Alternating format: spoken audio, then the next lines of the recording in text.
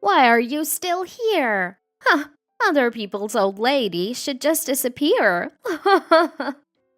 I was utterly dumbfounded by her remark. This is the house that my husband's ancestors have protected for generations. Why should I be the one to leave? If anyone should leave, it's her. She said it so nonchalantly with a nasty smirk on her face. Then I'll leave. My easy agreement to leave seemed to catch her off guard, as she stood there with her mouth hanging open in a daze. I packed my valuables and essentials into a bag, stood at the entrance, and took one last look around the house. In the living room, her triumphant laughter echoed mockingly. And so, I left the house filled with memories behind. Gazing up at the clear, starry sky, I swore to myself, just you watch, harboring thoughts of revenge. My name is Monica, and I turned 82 this year. My husband passed away from cancer 15 years ago. He was the owner of a brewery, a family business that had been passed down for nearly 400 years. I used to help out in the shop, managing orders and tending to customers, working side by side with him. After his death, with no one to succeed him, we had to close the brewery and the shop. However, my eldest son James, who was working in a major corporation at the time, chose to leave his position and take over the family business. I was both shocked and deeply moved by James. Before long, my son and his wife, along with my grandchildren, moved in to live with me. James had always been a kind and thoughtful child, caring deeply for his parents. He combined traditional management methods with his corporate connections to develop new markets for our brewery. Thanks to his efforts, our brewery's products gained a great reputation, and sales steadily increased. But just as the business was finding its stride, tragedy struck. In the year he turned 60, James suddenly passed away from acute heart failure. The family brewery, passed down through generations, had to be closed temporarily. It was heartbreaking to let go of our long-time employees. I spent my days in a daze, unable to come to terms with this unforeseen loss. Amidst all this, living with my grandson Marlowe became the only solace in my remaining years. Marlowe, whom I had looked after in the shop since he was young, was particularly attached to me. I adored him beyond measure. He was my pride and joy. However, not everyone was pleased with our close bond. That person was James' wife, Natalie. When she first married James, she was pleasant and always courteous in our interactions. But after her husband passed away and James left his corporate job to run the brewery, her attitude began to change. And following James's death, Natalie became like a completely different person. Natalie, my sister and her husband are visiting today. Could you help me with the cooking? I'm busy right now, so no. Natalie, a name a housewife, left all the household chores to me. I heard that when she lived in a condominium, Natalie used to hire a housekeeper to take care of James and Marlowe. Reluctantly, I handle all the household chores, but honestly, my body is screaming in pain. Busy? You're always just playing with your mobile phone. I had always been bothered by Natalie constantly on her phone. I'm not good with technology, so I don't really understand what she's doing. Oh, you don't know? You can do business with this nowadays. This is why I hate clueless old people. Business? What kind? There's no point explaining it to Monica, Natalie said spitefully, and then returned her gaze to her mobile phone. There was an unbridgeable gap between Natalie and me. She was strongly against James leaving his corporate job with a $100,000 annual salary to take over the family business. Indeed, it would be hard to believe for most people that someone would give up everything to take over a family business. The brewery's revenue was only about a third of what he used to earn as a corporate employee, especially since she was used to a comfortable life funded by James's income, now having to live modestly with an old woman like me. I could empathize with her frustration, especially after losing her husband so suddenly to illness. To avoid escalating the situation, I told myself I should bear the brunt of her frustrations. Furthermore, considering Natalie's position after James was suddenly taken by illness, I could understand her urge to lash out at me. Monica, you washed my favorite cardigan in the washing machine yesterday, didn't you? Yes, it was lying in the living room. I wanted it dry cleaned. Now it smells of cheap fabric softener. Oh, is that so? You should have said something. You should have realized that yourself. You're completely useless. On another day, while I was cooking in the kitchen, she came over.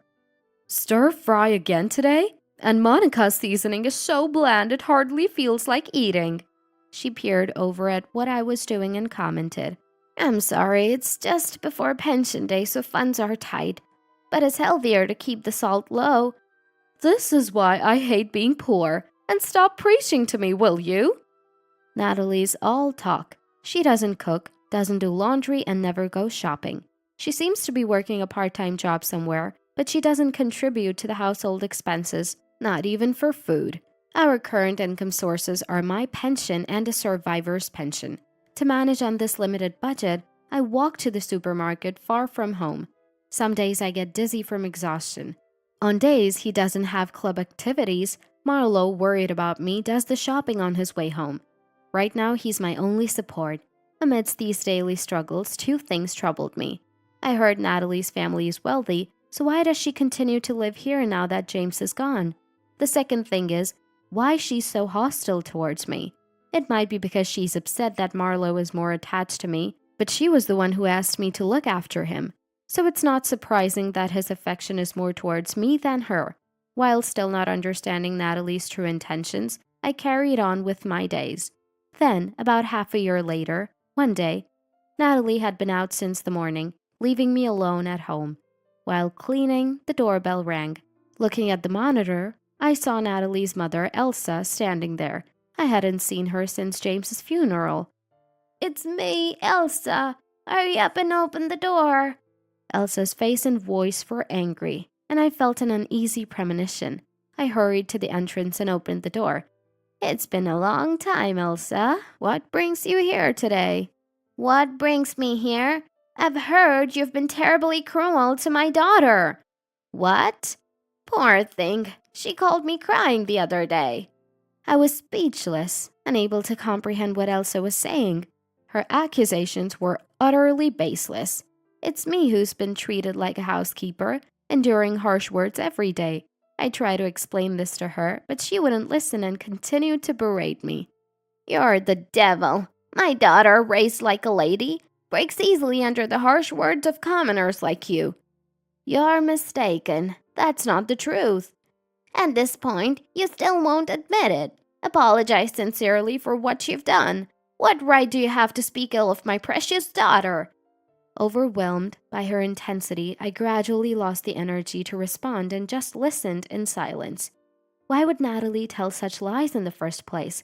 Contrasting with her agitated state, I was surprisingly calm, pondering this question. Eventually, after saying what she wanted, Elsa left, muttering to herself. One night after finishing the dishes, I let out a deep sigh in the kitchen. Marlowe, who had just come out of the shower and was getting water from the fridge, must have noticed. Grandma, what's wrong? You're sighing. If you have any worries, I'm here to listen. Marlowe, thank you, I'm fine. If anything's bothering you, just tell me. I'm on your side, Grandma. Marlowe is such a kind boy, always concerned about me. Honestly, I was physically and mentally exhausted. His kind words nearly brought me to tears, but I didn't want to worry him more, so I held back. His strong words of support gave me the courage to take a step forward. I can't let things stay like this forever. After finishing his water, Marlowe went up to his room on the second floor. A while later, Natalie returned home, mobile phone in hand, and immediately started yelling as she entered the kitchen. Hey, why isn't my dinner ready? You said this morning when you left that you didn't need dinner tonight, didn't you? My plans changed. Oh, I'm so hungry. If you had told me that, I could have. Stop talking and just go to the grocery store and get something. I had endured Natalie's escalating whims until now, but I decided it was time to speak my mind. No, I am not your housekeeper. Natalie seemed taken aback by my resistance. What's with that attitude? You just need to do as I say. Her language became abruptly rough, glaring at me with bloodshot eyes. But I wasn't afraid. I responded firmly. Then let me ask you this. Your mom, Elsa, came over the other day. She said I was hurling abuses at you every day. Why would you tell such a lie? Explain that to me." "Shut up! It's none of your business." Natalie was clearly shaken. I was convinced that there must be a reason for her harassment. Hearing our voices, Marlowe came downstairs from his room. "What's going on? Why are you raising your voices? Both of you calm down a bit." I softened my expression with Marlowe's intervention, but she continued to glare at me with snake-like intensity.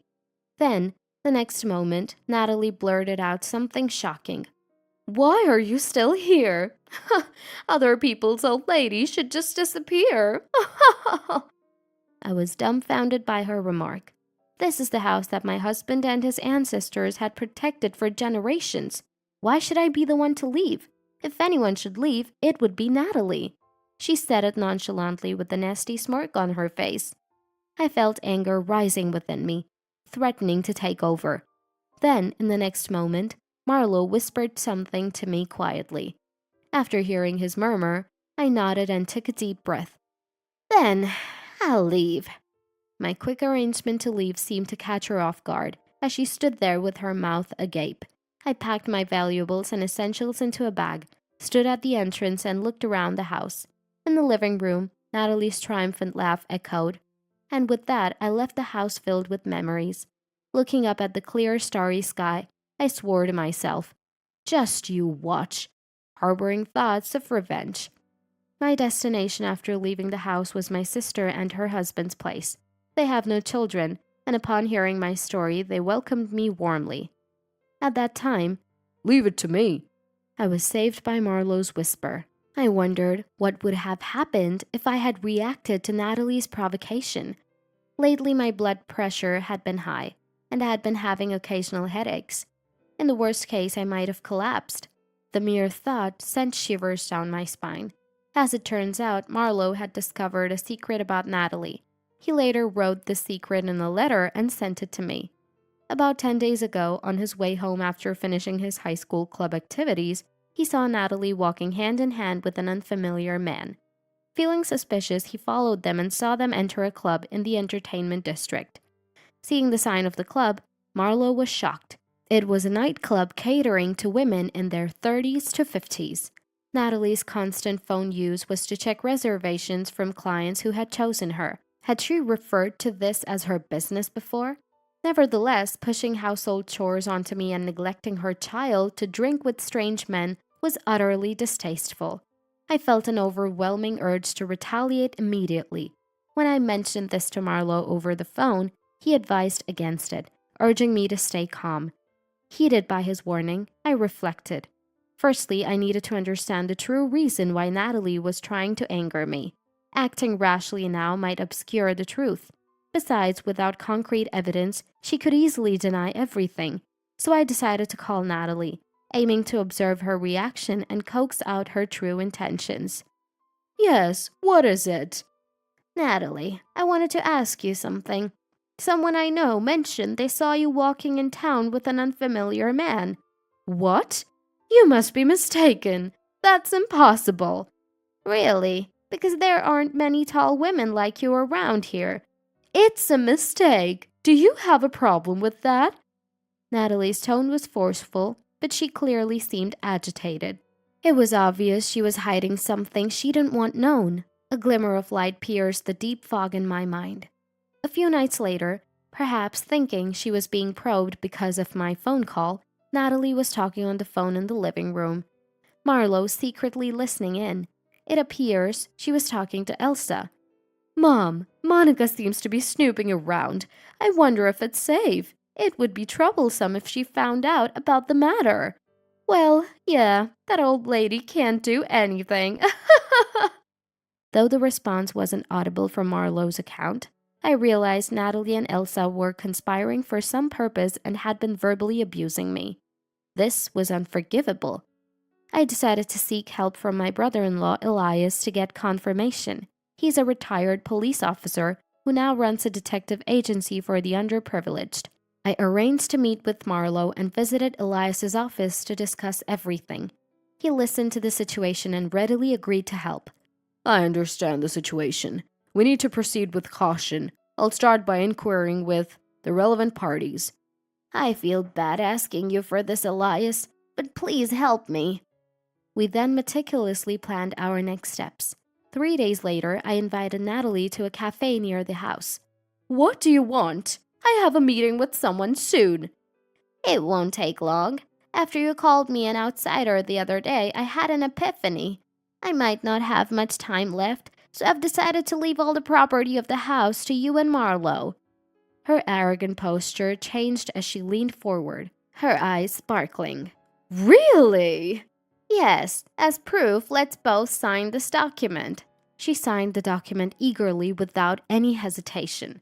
Holding one copy, she left the cafe humming and in high spirits. Now everything was set.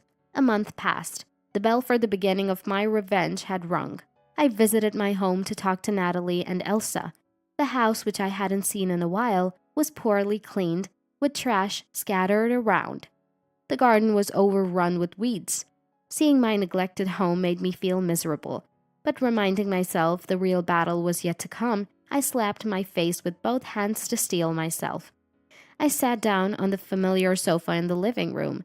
Elsa was sitting across from me, glaring and staring intently. Natalie, glaring at me in the same manner, spoke up.